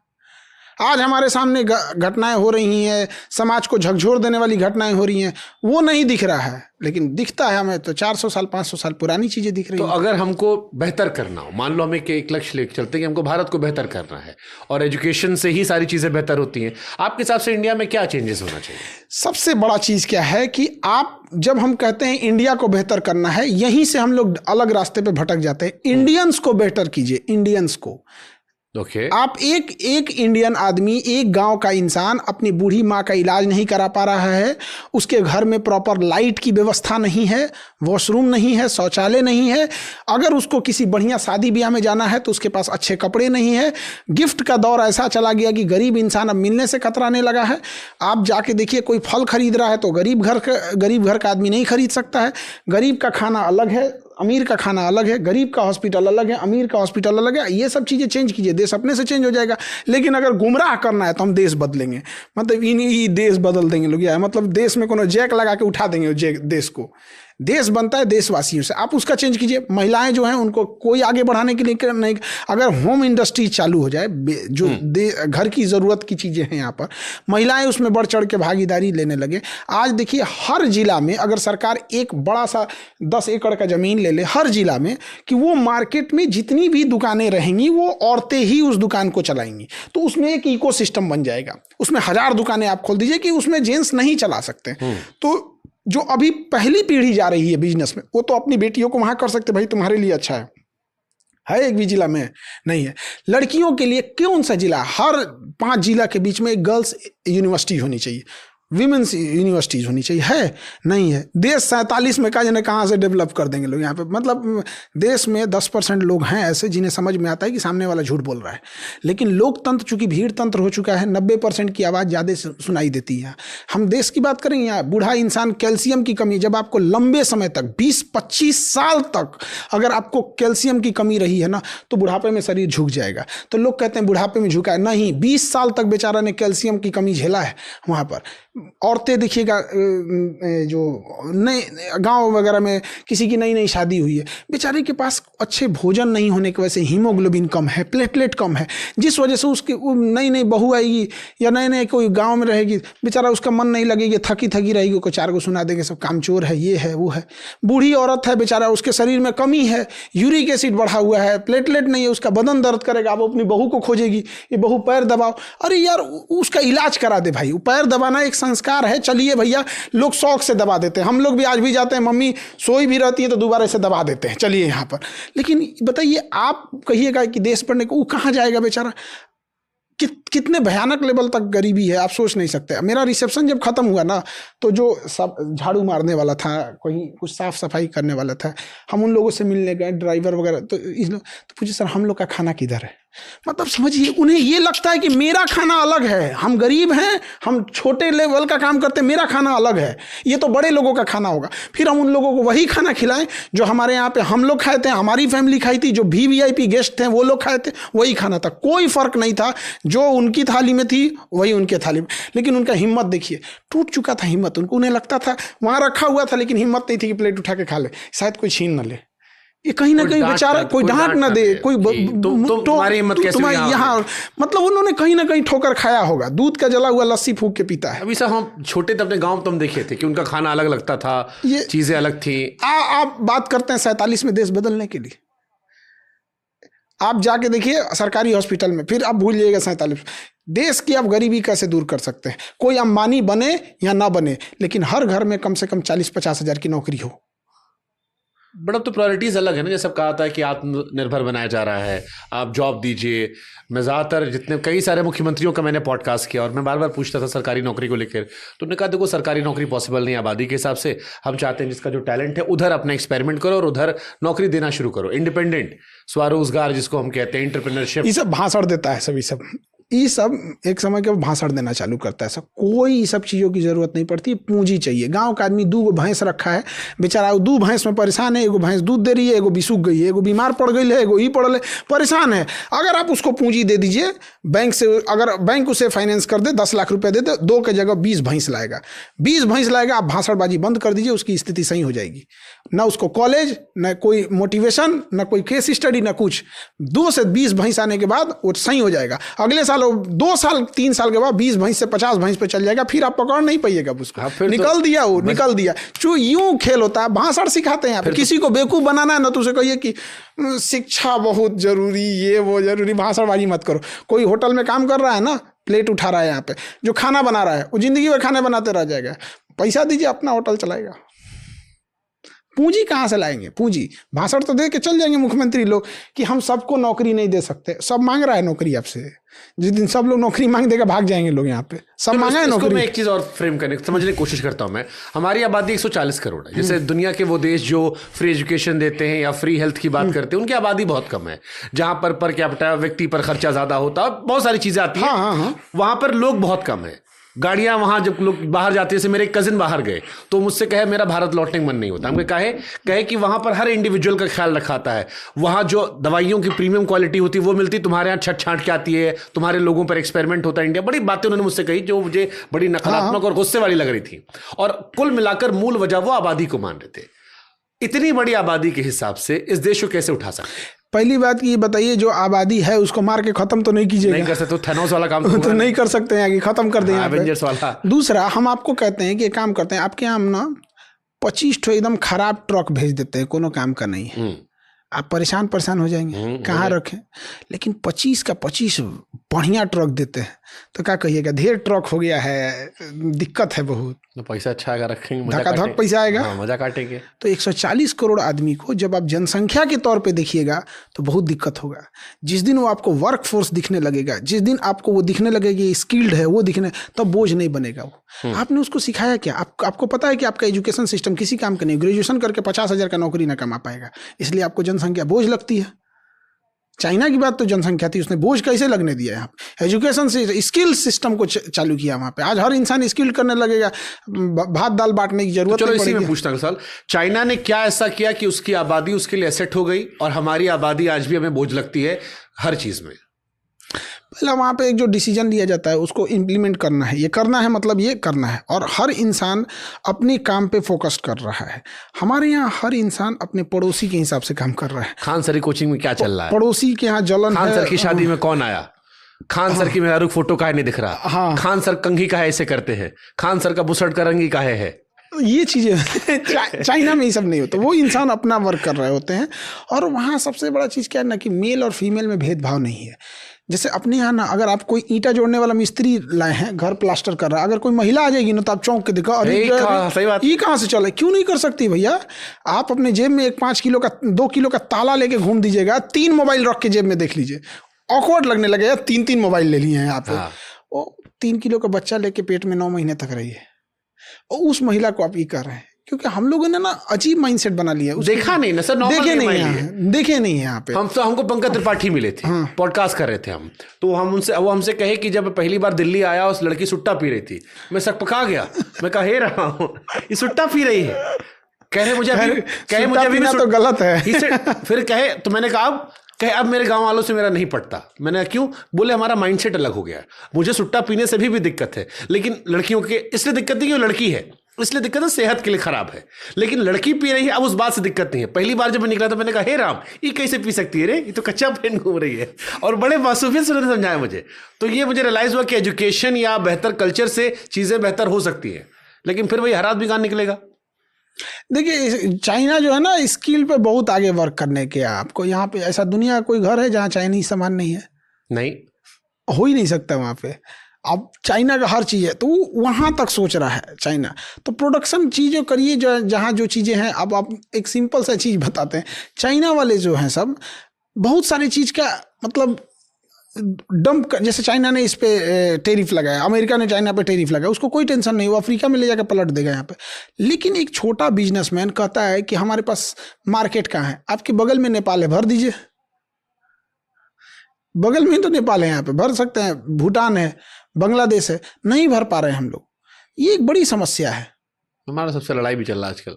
तो खैर ये तो एक इंटरनेशनल इशू हो जाता है, लेकिन एक बिजनेस व्यापार के लिए तो जरूरी है। अच्छा, बॉयकॉट पाकिस्तान हो जाता है, लेकिन पाकिस्तान को चाइना हथियार देता है। पाकिस्तान में ये भी खबर आई थी कि वहां अंदर चाइना बैठ के मॉनिटरिंग कर रहा था ऑपरेशन सिंदूर के दौरान। हमारे देश में हम चाइना के लिए गुस्सा क्यों नहीं दिखाते? हमारे देश में राजनीति और धर्म ज्यादा हावी है। लोग भी तो नहीं दिखाते, जैसे हम ही लोग थे पाकिस्तान में खूब गरियाए, तो बात भी तो माइंडसेट, चाइना को लेके नहीं गरियाए हम लोग। माइंडसेट भी तो है कि हम राजनीति और धर्म को ज्यादा वरीयता देते हैं, इसलिए क्योंकि मुसलमान वहां है, बस इसीलिए नहीं। मतलब हम लोग क्या राजनीति को जो समीकरण हो, क्योंकि उसका जो पाकिस्तान जिस नींव पे बनाया गया था ना, वो नींव ही धार्मिक मामला था, यही तो गड़बड़ गया था ना। अगर हमसे कोई विवाद रहता तो जाता, अगर कोई हम उसका ख्याल नहीं रखते तो हमको समझ में आता हमने कुछ नहीं किया उसका, हमने उसका कुछ नहीं किया पाकिस्तान का, और वो चला गया यहाँ से। और सबसे बड़ा तो हम दोष देते हैं उस समय के तत्काल नेताओं पे, जिन्होंने एक्सेप्ट कर लिया कि पाकिस्तान अलग है। बट जैसे मैंने बहुत सारी डॉक्यूमेंट्री देखी, मैंने आपका भी एक स्टेटमेंट सुना था कि गांधी जी दुबले पतले थे, उनको मार दे, जिन्नक मार देना चाहिए था। बहुत सारे उस पर बवाल भी काफी मचा, खूब कांड हुआ ट्विटर पे, सब नेता नेताड़ी अपना राय दिए। लेकिन सर उस दौर में जब मैं बहुत सारी डॉक्यूमेंट्री देखता हूँ तो दिखता हूँ कि जैसे जवाहरलाल नेहरू का था कि उन्हें नहीं अलग करना था, लेकिन परिस्थितियां ऐसी बन गई कि लोग मरने लगे, और जिन्ना साहब जो है वो मरवाए ही जा रहे थे, जानबूझ के बवाल काटे जा रहे थे। बंगाल में आग लगवा दिए, पंजाब में आग लगवा दिए, कि हजारों लोग मरने लगे। तो ये हुआ कि मरते मरते मरते अब क्या तो लोगों को मरते देखो, या इस फसाद को परमानेंट खत्म करें, जो उन्होंने दिखाने की कोशिश की है, जितना मैंने पढ़ा लिखा समझा। तो क्या वो रोका जा सकता था पार्टीशन? जिन्ना अगर नहीं रहता तो कौन पार्टीशन कर सकता था, ये बताइए? लियाकत अली नहीं, उनकी शायद उतनी हैसियत ही नहीं थी। जब देश पाकिस्तान बन गया ना, तो मुस्लिम लीग ने कहा था कि हमने पाकिस्तान बना लिया, तो जिन्ना ने भरे मन से डांटा था, कहा था कि पाकिस्तान का निर्माण मुस्लिम लीग के बस के बाहर की थी, वो मैं था जिसने पाकिस्तान का निर्माण किया था। एक जिन्ना मार दिया रहता, काम खत्म हो गया रहता।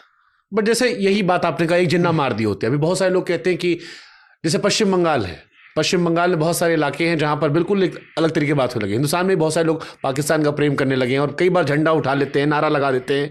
तो इन सबको बढ़िया से थुराई नहीं होता है, बढ़िया से थूर दें लोग, सब शांत हो जाएंगे यहाँ पे। अब जैसे हमारे पास कश्मीर है, अब जाके थोड़ा कम हुआ है, वरना कश्मीर में भी बिल्कुल यही हाल था एक टाइम पे। अब तो इस बार का मैं गया, घूमा टहला, बहुत अलग लगा, मुझे महसूस हो रहा था। बट 15-20 साल पहले जो किस्सा हम सुनते थे उनका भी अलग कहानी था, ये तो हमारे पास था। शुरू से ना डिस्प्यूटेड रह गया यहाँ पे जनरल बूचर की वजह से। अगेन वहाँ पे उसने कबायली उसको घुसा दिया। आज हरी सिंह को तो आप कोई दोषी नहीं देता है, अब किसी से कहिए तो कश्मीर इशू में उठा देते हैं। मेन हरी सिंह तो आग लगा के चल गए, कोई पूछता है? उनको अपना धुन था कि हम स्विट्जरलैंड ऑफ एशिया बनेंगे, कबाड़ बन गए भाई। हरी सिंह ने क्या आग लगा के रख दिया था? जब सब कुछ खो दिए तो आए आप हमारे पास। हम तो उनका देख रहे थे, उनका पूरा सिक्का उक्का देख रहे थे, कहीं इंटरनेट आया था सोशल मीडिया पे, तो उनके सिक्के में तो पूरा तिब्बत सब उनके पास था। और पहले कश्मीर, जम्मू कश्मीर, तिब्बत का भी बहुत इलाका सब उनके पास था। उनको वही धुन, दुनिया पलट रही थी तो अपने हाथे से बाहर निकल के नहीं देखे थे। जब निकले तो पता चला हमारे 4 रिश्तेदारों को पाकिस्तानी उठा ले गए सब। तब आके हरि सिंह भागे भागे आके साइन किए थे। ये पहले साइन कर दिए रहते, कश्मीर का इशू नहीं हुआ रहता। कश्मीर के इशू को कैसे देखते हो? अभी जो टैकल किया गया 370 हटाया, आपका क्या आकलन है? बेहतर हुआ? 370 हटाना बहुत अच्छा था, इसमें कोई दो राय नहीं है। उसको साथ में 2 अलग अलग स्टेट कर दिया गया, ये भी बहुत अच्छा है। यूनियन टेरिटरी बना दिया गया, ये भी बहुत अच्छा है। इसमें कोई दो राय नहीं है, ये बहुत बेहतर डिसीजन है। अब मैं इस पे एक और क्वेश्चन पूछ लेता हूँ। कई लोग कहते हैं कि जम्मू को भी कश्मीर से अलग कर देना चाहिए, क्योंकि जम्मू वाले जो है वो पिसते रहते हैं, सीटों की संख्या कम होती है, बवाल सारा कश्मीर में होता है। आपका क्या टेक है इस पे? जम्मू कश्मीर एक साथ रहना चाहिए? क्योंकि जम्मू कश्मीर जितना मैंने देखा है, दोनों में बहुत सौहार्द भी नहीं है, बहुत कम है। इधर वाले उधर को गरी आते हैं, उधर वाले इधर गरी आते हैं, बहुत छोटा हो जाता है फिर। क्योंकि अगर फिर जम्मू बनाते तो इतना एकदम छोटा एडमिनिस्ट्रेशन हो जाएगा। अब ये तो सेंट्रल गवर्नमेंट अपना सर्वे करा ले, क्योंकि ये तो चीजें बैठ के 2 मिनट की चीजें नहीं है। आपका बिहार बड़ा, हम बड़े वाले बिहार पे आते हैं। बिहार को जब कोई बीमारू राज्य कहता है तो खान सर को गुस्सा आता है? नहीं, देखिए गुस्सा की बात क्या है कि आप चीज कैसे कीजिएगा। हम लोग के यहाँ पे हर चीज के लिए बाहर जाना है। बढ़िया इलाज करना है तो भी बाहर जाना है, बढ़िया पढ़ाई करना है तो भी जाना है, बिजनेस करना है तो भी बाहर जाना है। तो वहां पे क्या कर सकते हैं? ये इस वजह से सब सुनते सुनते आदत हो गया है। तो क्यों ऐसा है? आप लोग के पास तो तक्षशिला था, नालंदा था, सब था। कब था? सब था, लेकिन कब था? 2000 साल पहले। हाँ। इतना पहले 2000 साल पहले था। पिछले 1000 साल में बहुत बहुत बहुत पतन हुआ, बहुत ज्यादा, जरूरत से ज्यादा। मैंने एक वीडियो देखा था, एक मैडम थी, उनकी सरकारी नौकरी लगी थी। हाँ करी थी, उनको कहाँ भेज दिए। हाँ, मतलब बहुत कुछ कही थी, थोड़ा मोड़ा नहीं कही थी, वो जिस हिसाब से कही थी उस पे सबने उनको सुनाया बहुत ज्यादा। लेकिन कई लोग ऐसे भी आए क्योंकि जिन्होंने कहा कि जो कह रही थी वो पूर्णतः गलत नहीं कह रही थी। आपकी छवि यही है बाहर की, कोई क्यों आना चाहेगा? अगर उससे कहीं और बेहतर जगह नौकरी मिलेगी तो उसका एक सामान्य जीवन होगा। वो एक पिछड़ेपन की नजर से देख रही है कि उसकी जिंदगी का स्तर जो है वो शायद कई गुना नीचे पहुंच जाएगा। कुछ चीजें हैं वहाँ मन बढ़ी बहुत ज्यादा, पॉलिटिक्स के वजह से ज्यादा है। कि मतलब आप अगर कोई जाति का इंसान है, अगर उसका बच्चा पैसे की कमी से पढ़ाई छूट रही है तो उसके जात का कोई नहीं आएगा उसको बचाने, नेता। और उसको कोई घर नहीं है या कोई बीमारी से कोई ब्लड देने नहीं आएगा। लेकिन अगर किसी का जाके कपार फोड़ दिया ना, तुरंत बचा जाएगा, नेताजी हमारा आदमी है, थाना दे। ये बहुत खराब लगता है। वहाँ ना बड़ा क्राइम नहीं है, मतलब बहुत बड़े टाइप का नहीं, लिचड़ई टाइप का है। चाचा विधायक। हाँ, लिचड़ई टाइप का। किसी चाट वाले से चाट खा लिए, कहा 30 रुपया हुआ, हमरा से पैसा मांगेगा, हमरा से तरतड़ा दिए उसको यहाँ पे। अब वो बेचारा देख रहा है हम क्या कर पाएंगे, हम तो ना लड़ पाएंगे ना कुछ यहाँ पे। तो वहाँ पर जो क्राइम कंट्रोल करने के लिए योगी आदित्यनाथ टाइप का इनकाउंटर की जरूरत नहीं है। वहाँ महिला पुलिस को लाएं और जो भी हर मोहल्ले में 2-4 ठो क्रिमिनल टाइप के हैं, सब मनबर टाइप का, उसको कॉलर पकड़े और 2-3 किलोमीटर तक पैदल ही खींच के ले जाए उसको। उसका भूत उतर जाएगा, अगले दिन से गुंडा ही छोड़ देगा। ये नॉर्मल चीज। मतलब क्या बताएं, एक हमारे यहाँ आया था, ग्रेजुएशन में पढ़ता था, फर्स्ट ईयर सेकेंड ईयर का होगा, धमका रहा था ऑफिस वालों को ऐसे। हम लोग कहा यार छोड़ो, ये सबको हटा दे यहाँ पे। एक दिन जरूरत से ज्यादा कर दिया, उसको धोए लोग, फिर उसके घर पता किए लोग तो उसका घर रहने को ठीक नहीं था।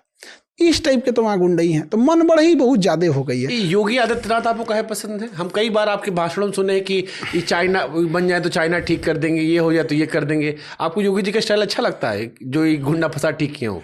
गुंडा फसाद को गुंडे फसाद की तरह ठीक करना चाहिए।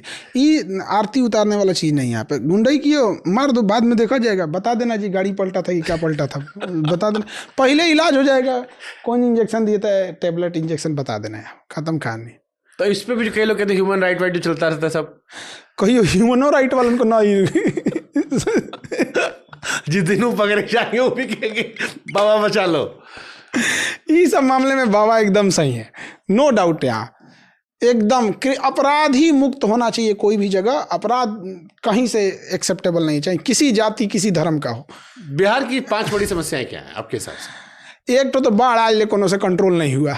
ई बैल सबको आज ले बाढ़ कंट्रोल नहीं। पहले बताओ, ये असम और बिहार में हर साल बाढ़ कहाँ आती है? आजादी लाया जाता है बाढ़। देखिए आपको पता था, पैसा कमाने के लिए। उसको पता 1000 करोड़ का बजट निकालेंगे, 100-200 करोड़ बांटेंगे, 800 करोड़ का हो गया, केक कटेगा, सब में बटेगा। अगर हम बता रहे हैं ना कि वहाँ के लोग भी वही हैं। आप अपने यहाँ, हम लोग कहते हैं ना कि उस सीमांचल जो बाढ़ वाला एरिया है, कि वहाँ आप किसी नेता को घुसने ही मत दोगे। जब तक बाढ़ है तुमको घुसने नहीं देंगे, यहाँ पे घुसने ही मत दे, एकदम पूरा बाइकआउट कर देना चाहिए यहाँ पे। दूसरा, वहाँ पे एक बड़ी समस्या है, लोगों के पास पूंजी नहीं है, पैसे का अभाव है। पैसे का जब अभाव रहेगा तो आप बिजनेस नहीं कर पाएंगे। इतना पैसे का अभाव है कि 10,000 12,000 के लिए मुंबई दिल्ली जाते हैं। हाँ 10,000, अरे 10,000 में तो खुश रहते हैं, 12,000 में तो एक पैसा बहुत अभाव है, तो क्या कर पाएंगे। अब जब पैसा नहीं रहेगा तो उस हिसाब से एजुकेशन नहीं मिलेगा, एजुकेशन नहीं मिलेगा तो आपके अंदर कॉन्फिडेंस नहीं आएगा, कॉन्फिडेंस नहीं आएगा तो कोई हो, जैसे मैडम आई थी वो कहेगी 3 लोग को बात करने नहीं बुझाता। अरे भाई अमीर बहुत गरीबी देखा है इंसान, उसने इतना ज़्यादा गरीबी देख लिया कि एयरपोर्ट पे जाने के बाद साफ सफाई देखने के बाद आदमी को अजीब लगने लगेगा। तो कहेगा कि गंवार नहीं भाई, गरीब आदमी है। तुम भी पहली बार एयरपोर्ट पे आए होगे तो ऐसे ही हुआ होगा, आते जाते तुम्हें कॉन्फिडेंस हो गया कि ये बोर्डिंग गेट है और यहाँ लगेज ड्रॉप करना होता है। वो इंसान उस हिसाब से जी रहा है वहाँ। तो पूंजी वगैरह भी बहुत कमी है, क्राइम जो है वो बहुत भयानक लेवल पे है। और दूसरा क्या है ना कि सजा कितना दुश्मनी लेंगे नहीं, बोलते बड़ी ज़्यादा है। मतलब एक तमाचा मारना रहेगा तो 25 गो आएगा, सब धुआं कर देंगे, कौन है यहाँ पे, 1-2 तमाचा मार के चल जाएगा, और फिर ही जाएगा तो उसको मारेगा। भाई इतना हल्ला काहे कर रहा था। अरे आप क्या तो अस्पताल में को दिखाने हो कूट देते हैं, आजकल बड़ा खबर वायरल हो रहा है। अस्पताल मतलब अस्पताल में PMCH कहाँ, बड़ा रोज हर दिन तो हर चौथे दिन खबर पढ़ते रहते हैं हम। अच्छा PM से पाप उसमें आप एक बार इलाज कराने चले जाइएगा ना तो आपका हिम्मत कांप जाएगा। हम जमीन पे लेटे हुए आदमी को देखे हैं और उस पे उसका अटेंडेंट ऐसे पानी लेके चढ़ा था, उसको पानी चढ़ रहा। अरे हम खबर पड़े चूहा नाखून खा गया भाई, हमारा दिमाग खुद खराब हुआ हम कैसा। अच्छा चूहा नाखून खा गया ना तो एक बार हमको ये भी नहीं समझ में आता है, जिसका मरीज था उसका अटेंडेंटवा कहाँ गया था, ये भी तो देखिए। अरे हो सकता बहुत। तो ये बताइए, एक मरीज पे एक डॉक्टर तो नहीं ना खड़ा रहेगा, उसका मरीज का साथ जो आता है उसको भी तो थोड़ा ध्यान रखना चाहिए। और आप तो सोया होगा, इंजेक्शन लगा। अच्छा हाँ ये भी बात है, वो तो बेचारा मरीज है, उसको क्या समझ में, उसको इंजेक्शन लगाया होगा, वो सोया होगा, बगल वाला खर्राटा ले रहा होगा। जैसे हमारे आपके घर में कोई बीमार पड़ जाए तो अब हम लोग क्या ऐसे छोड़ देंगे लोग? लेकिन अगर बिस्तर हो, बेड हो तो ठीक है, अगर भुइयां बिछा पड़ा है कि उन्हें, हाँ ये हो सकता है कि जमीन उमीन पे बिछा के कहीं सोया होगा। रेलवे स्टेशन अस्पताल में तो मोटा मोटा चूहा भी, बहुत तंदुरुस्त चूहा होते हैं, सर काट लिया होगा यहाँ पर, क्या कहिएगा। तो बहुत ही सबकी समस्या है। और एक और भी खराबी है ना कि आप वहाँ किसी एक आदमी का पूरा नाम बताइएगा, बता देगा कि किसको वोट देगा ये। हाँ तो जब आपको पता ही है कि आप किस ब्रांड का जूता खाएंगे तो फिक्स है आपको उसी ब्रांड का जूता हर साल खाना है आपको, और फिर आके गरियाना है कि ये ऐसे नहीं होता है वैसे होता है। एक मूलभूत ये सब समस्याएं हैं बहुत ज्यादा। अटल जी कहते थे कि माना कि अंधेरा घरना है बट दिया जलाना कहाँ मना है। कोई उम्मीद दिखती है आने वाले सालों में कि बिहार भी बेहतर होगा? फिर अगेन बिहार नहीं, बिहारी को बेहतर बनाने की जरूरत है, और सबसे पहले अपनी पूंजी के दम पे अपने खड़ा होने के लिए। बिहारी तो इतना सारा IAS PCS अधिकारी निकल रहा है, बिहारी तो बेहतर हो ही रहा है। आप तो ऐसे कर रहे हैं जैसे बिजनेसमैन होता है, नौकरी करने वाला केवल अपने के लिए काम करता है, बिजनेसमैन ही दूसरे को देता है। एक बिजनेसमैन 10 लोगों को रोजगार देता है, अगर छोटको बिजनेसमैन है तब। तो बिजनेसमैन आता है तो उसका TV खोल लेते हैं सब। तो ये तो लॉ एंड ऑर्डर की जरूरत है वहाँ पे। कोई जैसे अभी हम आपको बताते हैं, अगर हमको किसी को नोएडा में यूनिवर्सिटी खोलनी है तो नोएडा यूनिवर्सिटी अगर खोलना है ना, 1 महीने के अंदर गवर्नमेंट आपको जमीन उमीन अलॉट करके दे देगी, आराम से मिल जाएगा आपको, कोई झमेला नहीं। उस पर भी आपको लीज दे देगी कि जो बचा हुआ पूंजी आप यूनिवर्सिटीज़ के डेवलपमेंट में लगाइए। हम आपको कहते हैं 5 साल तक पैर घिस कर रगड़ दीजिए, वहाँ नहीं मिलने वाला है बिहार में। नहीं देगा कोई, गवर्नमेंट के पास है ही नहीं है, देगी भी नहीं गवर्नमेंट। और दूसरा जो मिलेगा वो विवादित मिलेगा। तो कोई कंपनी वाला आता है पैसे, हम तो एक बिजनेसमैन को जानते थे, कोई इन्वेस्टमेंट करने के उद्देश्य से आया था और 6 महीना तक बड़ी घूमा, उसके बाद चला गया। कहा कि जहाँ जा रहे हैं वो पूछ रहा है कि हमको कितना मिलेगा, हमको कितना मिलेगा। भैया ये भी शुरुआत में ये हाल है तो हम क्या करेंगे। आपने सपोज कीजिए आप एक कंपनी खोल दी है, फैक्ट्री खोल दी है, तब छोटा सा में तो फैक्ट्री खोलेंगे नहीं। अब वो जो बाउंड्री कराना है ना, आप नहीं करा सकते अपने से, उस एरिया का एक फिक्स होगा कि ये एरिया का ठेका यही लेते हैं। अब जो ईंटा बाहर 10 रुपये मिल रहा है ना, आप वहाँ 15 रुपये में खरीदेंगे। जो टाइल्स बाहर 400 का मिल रहा है, आपको उससे टाइल्स खरीदना है, वो 700 में देगा आपको, फिक्स है। तो इसे करते करते सब वहाँ से भागने लगे। और ये चीज़ें है ना, बड़ा इंसान कुछ बोल नहीं पाता है, वो चुपके से अपना रास्ता लेके निकल जाता है। तो ये सबको पता है, सब इस सिस्टम का ऐसा बदलता का है नहीं, सबको मजा मिल रहा है, इसलिए कोई नहीं, सब में बट रहा है। और पब्लिक उसी हिसाब से, जब तक पब्लिक नहीं बदलेंगे, सोचिए वहाँ देवर भाभी का अश्लील गाना मिलियन में जाके रिकॉर्ड बना देता है। हाँ मतलब बिहार का इमेज होगा ढोड़ी चाटना, यही सब चीज़ तो रह गया है यहाँ पे। बेशर्मी हो गई है ये चीज़ें, इस पे सरकार सेंसर बोर्ड ये सब नहीं लगा पाई है। तो कितना शर्म की बात है कि अश्लील गाने ट्रेंडिंग पे चले जा रहे हैं, नंबर 1 चलते सारे, नंबर 1 चले जा रहे हैं यहाँ। तो ये हो गया। एक सिंगर से हम मिले तो उसने वो अश्लील गाने गाता था, तो इत्तेफाक से कहीं ऐसे मुलाकात हो गई किसी पार्टी फंक्शन में, वो भी आया हुआ था। तो हम कहे है, तो कहे खान सर अगर हम लोग सब गाना गाने लगे तो कोई सुनबे नहीं करेगा। हम कहे इसका अलग रोना है भाई, तो हम ही को समझा रहा है। हम कहेंगे भाई अब क्या करें हम, कह कि हम सब गाना गाए हैं और लगा दिखाने कि देखिए इसको कितना लोग देखे हैं और इसको कितना देखे, 2-4-10% का अंतर रहता तो समझ में आता, वो कोई देखबे नहीं किया। तो मतलब हमने गिरने को उत्थान मान लिया है। हाँ, यही सही से कहानी है। अच्छा, बिहार में जातिवाद आपको लगता है कब वो खत्म होगा? जात पात खत्म क्यों नहीं हो जाएगा? एजुकेशन अभी देखे क्या है ना, जो समाज में ना जो एक 20-25% लोग होते हैं वो हमेशा प्रोग्रेसिव सोच के होते हैं, बट उनकी जनसंख्या बड़ा धीमी गति से बढ़ रही होती है। और समाज में जो रूढ़िवादी सोच के लोग होते हैं ना, उनकी संख्या एक तो पहले से ज़्यादा है और उनकी संख्या भी बड़ी बढ़ रही होती है, और समाज में वही चारों ओर ज़्यादा देखने को मिल जाते हैं। तो ऐसा लगता है कि समाज ही नहीं बदल रहा है, बट धीरे धीरे समाज वहाँ भी बदल रहा है। मैं बिहार में कई नेताओं का मैंने पॉडकास्ट किया, तो उसमें एक बीच में डेटा आया था कि बिहार में 1200-1300 परिवार है जिनके परिवार के लोग ही 70-80-90% बिहार में सांसद, मंत्री, उप मुख्यमंत्री बनते जा रहे हैं। ये पूरे इंडिया की बात यही है। यूपी में भी तो वही है कि वो डायनेस्टी चलती आती है, तो कोई जरूरी नहीं कि केवल आप बिहार को ही बोलिएगा। यूपी में कोई भी बड़ा नेता देखिएगा, उसके या तो फादर नेता होंगे या तो उसका बेटा आ गया होगा। तो अगर सिस्टम चेंज करना है, जैसे आपने कहा ना कि टॉप पे जाओ, टॉप पे जाके नीचे बदलाव करो, तो पॉलिटिक्स में आना पड़ेगा या दूर रहकर भी हो सकता है? चीज़ें सही हो जाती हैं तो दूर से ही कर सकते हैं। अकाउंटेबिलिटी तय कर दीजिए। जैसे मान के चलिए आप राशन कार्ड बनवाने के लिए गए, तो उसका या तो 15 दिन के अंदर बनाओ या तो प्रॉपर रीजन दे के रिजेक्ट करो। बट यहाँ क्या है ना, ओपन है, वो 15 दिन का 15 साल लगा देगा, तो फिर उसके लिए उसको पैसा देना पड़ता है। आपका आधार कार्ड में नाम गलत हो गया, 10 दिन के अंदर उसको सही करो या तो प्रॉपर रीजन दे के खत्म करो। आप प्रॉपर लिख के दो कि इस रीजन से नहीं कर पा रहे हैं, वो देगा यहाँ पे। तो आपने क्या किया ना, टाइमिंग नहीं रखा है, जिस वजह से अधिकारी का मन बढ़ा हुआ है। अच्छा तुमको जरूरत है, आप बताते हैं तुमको, अब हो गया वही काम यहाँ पे। जब उसको दिख रहा है कि इस इंसान को 10 दिन के अंदर काम है, लेकिन हम करेंगे ही नहीं, तो कुछ चीज़ें तो गवर्नमेंट इनिशिएट शुरुआत में ही सही कर सकती है, लेकिन ये करेगा कौन? मान के चलिए वो 10 दिन में नहीं किया, तो आप इसके लिए कोर्ट में जाएंगे, और सबसे ज़्यादा चीज़ें कहाँ अटकी हुई हैं? कोर्ट में। मोदी जी जब चुनाव नहीं जीते थे तो कहते थे मैं जजों की संख्या सुप्रीम कोर्ट में बढ़ाऊंगा। एक तो 80% समस्या उसी समय खत्म हो जाएगी जितना लोकसभा में सांसद बैठते हैं ना, संसद भवन में जितना सांसद बैठते हैं, सुप्रीम कोर्ट में उतना ही जज बैठाइए, खाली बैठेगा लोग यहाँ पे। अरे भाई साहब, हमारे यहाँ कोई केस है, ले आओ इधर आओ, तुमको सुबह में भी बुलाया, तुम एक काम करो 3 बजे फिर आना, एक के दिन में 2 बार तारीख लगेगा। चलो इसी मैं कहता हूँ, देश में कानून व्यवस्था में 2 तरीके से है, एक आम लोगों के लिए, खास लोगों के लिए। कानून व्यवस्था किस में चलता है? वकील पे। पैसा है, बढ़िया वकील है, पैसा नहीं है, बढ़िया वकील नहीं है। तो एग्जैक्ट वैसे ही जैसे सुनवाई कैसे होता है खट से? नहीं, वो उसके पास वो एक लेगेसी है, उसके पास उसकी पूरी टीम है, वर्क कर रही है, सब कुछ करे, बढ़िया पैसा वाला वकील। लड़ते भी केस बहुत मजबूती से हैं, ऐसा नहीं हुआ। जैसे डॉक्टर में क्या है, आपके पास पैसा है, आप बढ़िया डॉक्टर देख लीजिए, और पैसा नहीं है तो नॉर्मल डॉक्टर से जाके दिखाइए। तो क्या फ़र्क थोड़ी, पढ़ा तो दोनों सेम है, उसके पास एक्सपीरियंस है, उस अपनी चीज़ों को रखने का तरीका है। ठीक है।